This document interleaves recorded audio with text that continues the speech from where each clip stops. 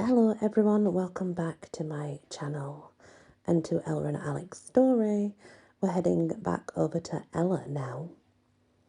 I'm not sure how long I tumble through the air, but I finally land.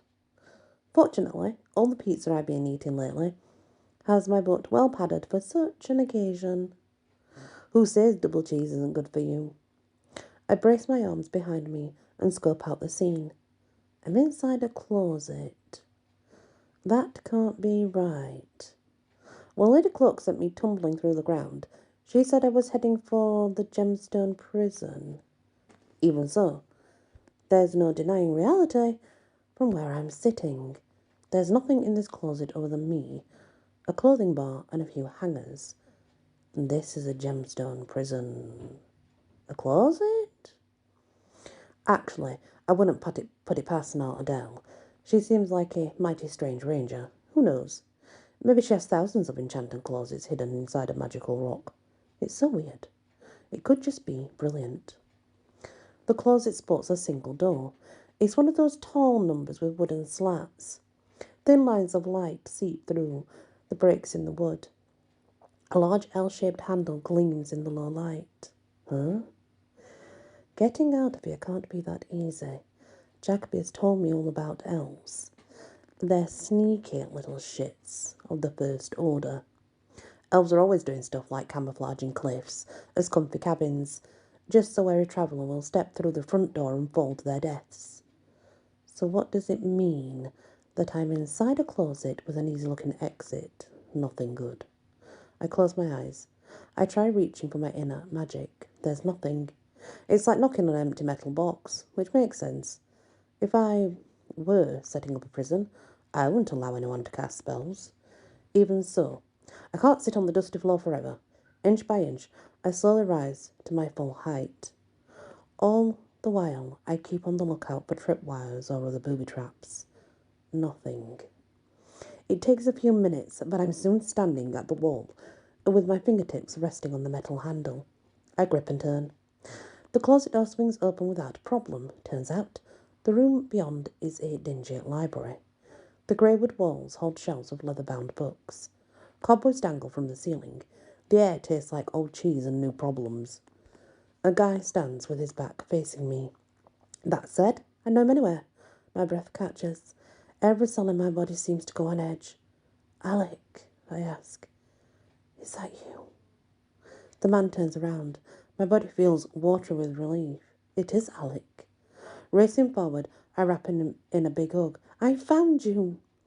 Alec leans back and breaks the embrace. I'm sorry? Do I know you? I roll my eyes. Don't joke. It's me, Ella. His eyes turn flinty and dark. Most inmates here are subject to magical amnesia. I don't know who you are. Please do not touch me again. Back when I was in the Old West, Lady Cloak had literally pulled the ground out from under me. If I fought that sensation through me, it's nothing compared to what I'm feeling now.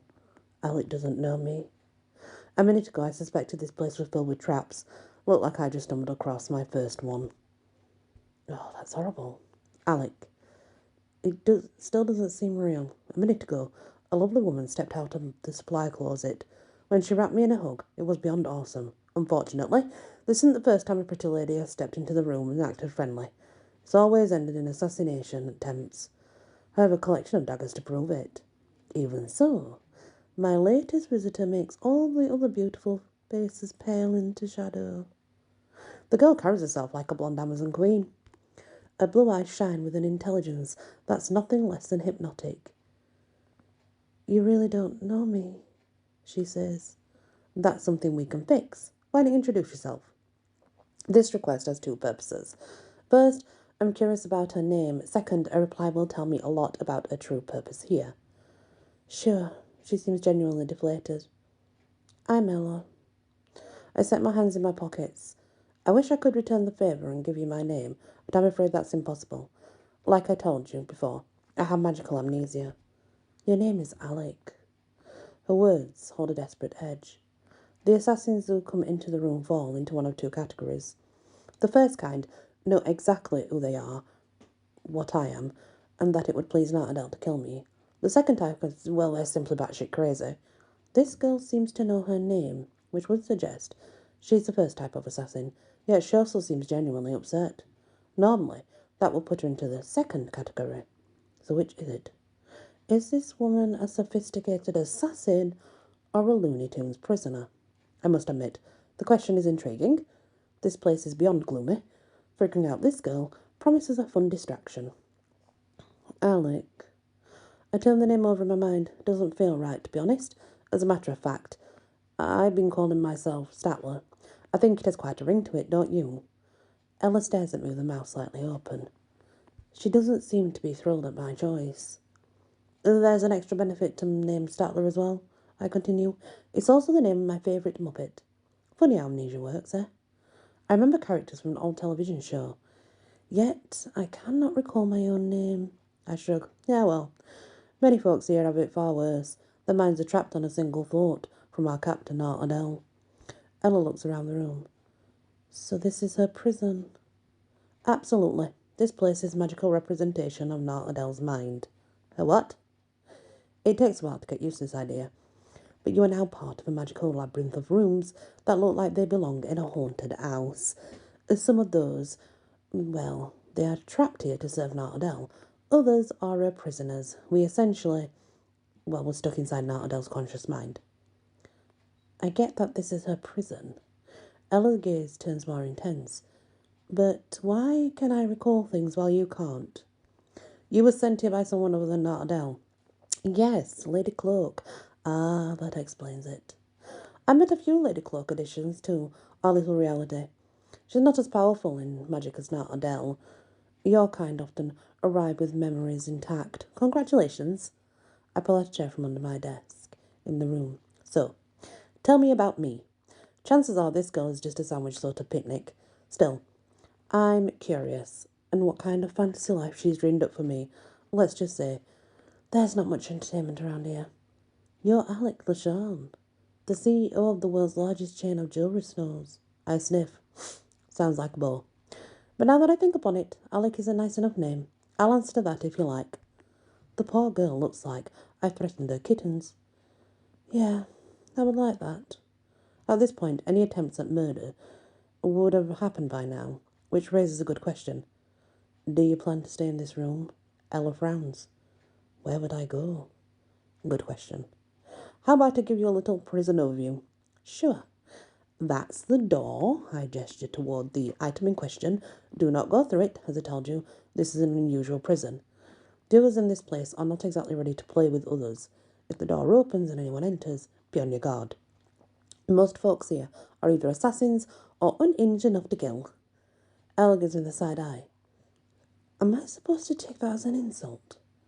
I must admit, she bounces back rather quickly. A minute ago, this one was a puddle of sadness. Now she's ready to take me on. Actually, you enter from the storage closet. Continuing my flight attendant style presentation, I wave toward that area of the room. That's a new one. I've yet to determine what category you fall into. The side eye continues. Thanks.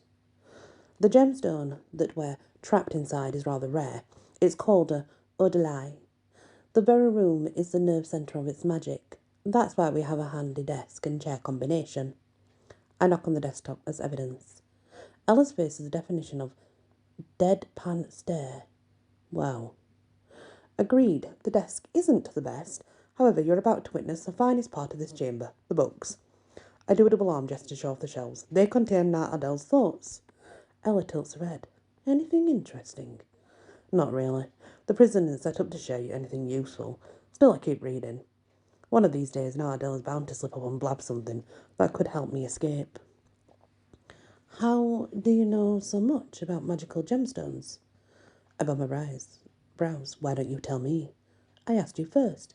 Well, no one can counter that argument. I can't remember names, but I do recall how things work, especially magical gemstones.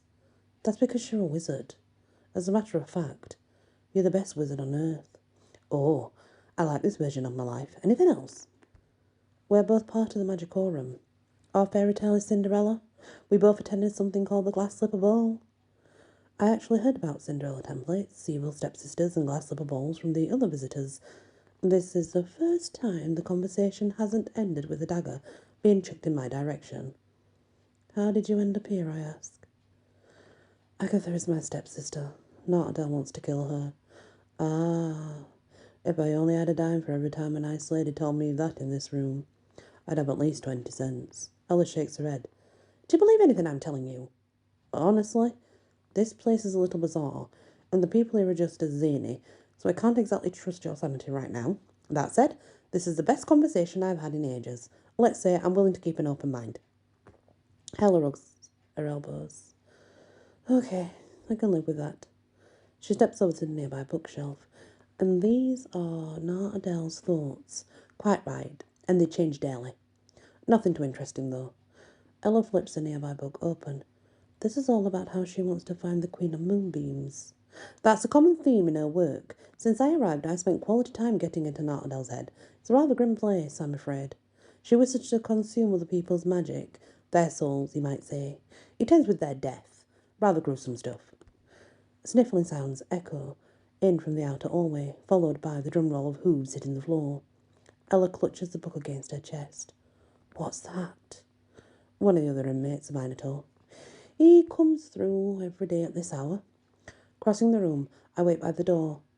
At the last possible second, I pull it open. If I don't, then the Minotaur will charge through and bust everything into pieces.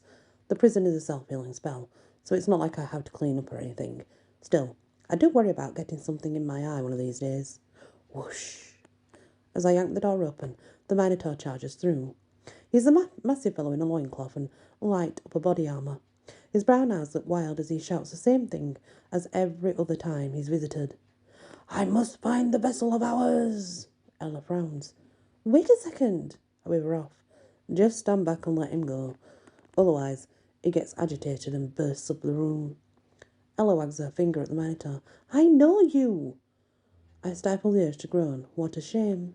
I've seen this before. Ella is confronting one of her less stable attackers in the prison. That's a sure sign of mental deterioration. Poor girl. She won't last long.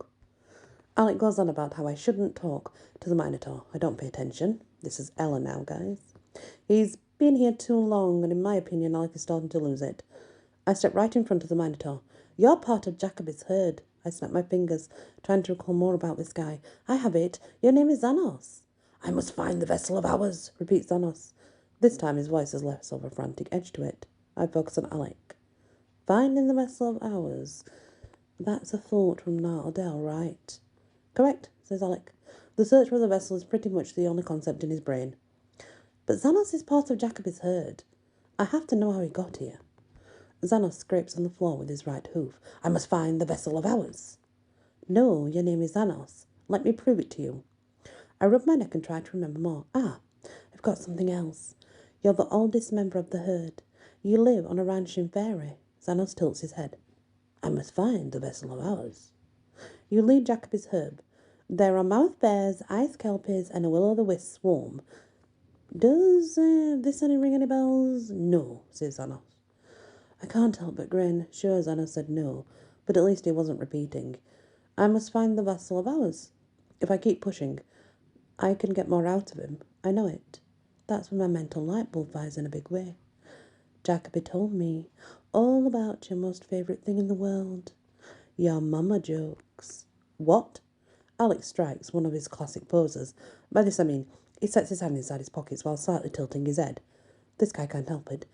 He's always getting ready for someone's camera to go off. Did you just say your mama jokes? That I did. Okay, Xanos. Your mama's so fat.